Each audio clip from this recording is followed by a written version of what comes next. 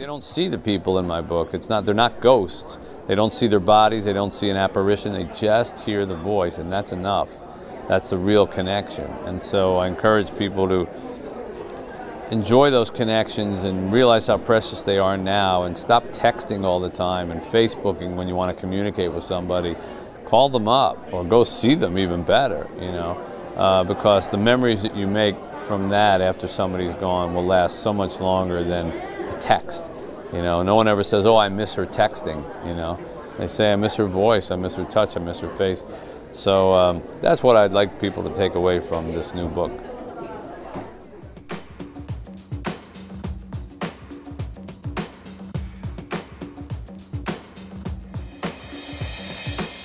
Well, probably Maury Schwartz, my old professor, only because there would be so much to tell him about that has happened since he was gone. I've lost a lot of other loved ones, obviously, and I'd like to hear their voices too, and I'd like to fill them in on all the family stuff and how we've all grown up, and that's critical.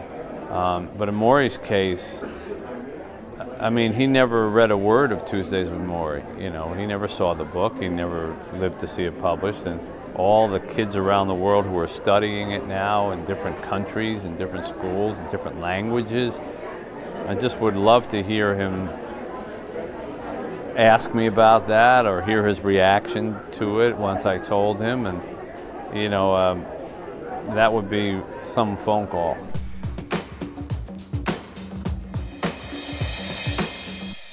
I really just like to talk about my life and the choices I've made and why the book Sister, Mother, Husband, Dog is a particular journey for me.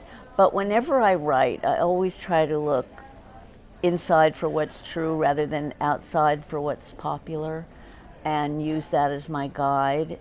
And I think in life that's a good guide to living.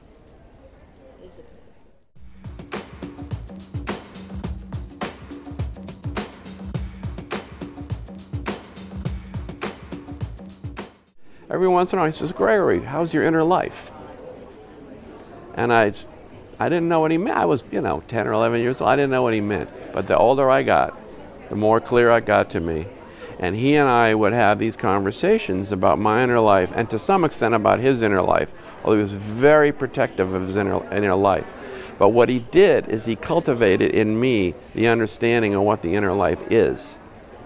And I think that's why I wrote the title of the book, Saul Bellow's Heart, is because it's my attempt to capture the inner life. Now, his inner life, my inner life, and how he promoted and explained to me what it was. Then I became a therapist, a child therapist. And I used what I understood about the inner life, in a way, in my professional life. It was always in the back of my mind that I was really trying to help other people.